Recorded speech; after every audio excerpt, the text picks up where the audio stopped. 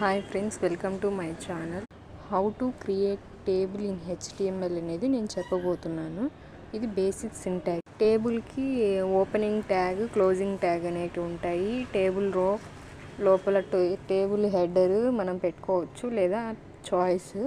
Table data అనేది main. TD అంటే table data, TH అంటే టేబుల్ హెడర్.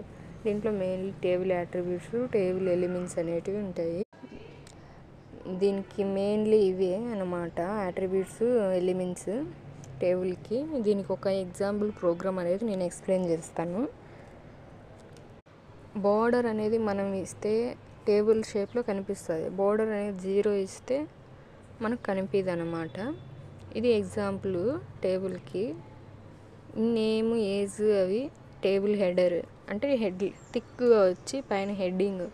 ఇప్పుడు ఒక క్లాస్లో ఇంతమంది ఉన్నారు స్టూడెంట్స్ అనేదానికి 1 2 3 ఇస్తాం కదా, అలా నేమ్ అనేది నేమ్ అని ఇచ్చి గీత, రేఖ, నవ్య ఇలా ఇస్తాం, కింద ఇన్సర్ట్ చేస్తాం అన్నమాట. ఇది నేమ్ అండ్ ఏజ్ అనేది నేను తీసుకున్నా స్మాల్ ఎగ్జాంపుల్ HTMLకి టేబుల్ క్రియేట్ చేయడానికి.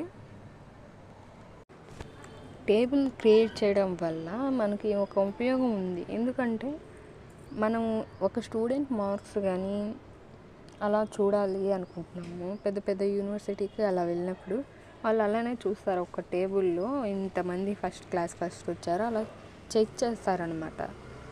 టేబుల్ క్రియేట్ వల్ల అది యూజ్.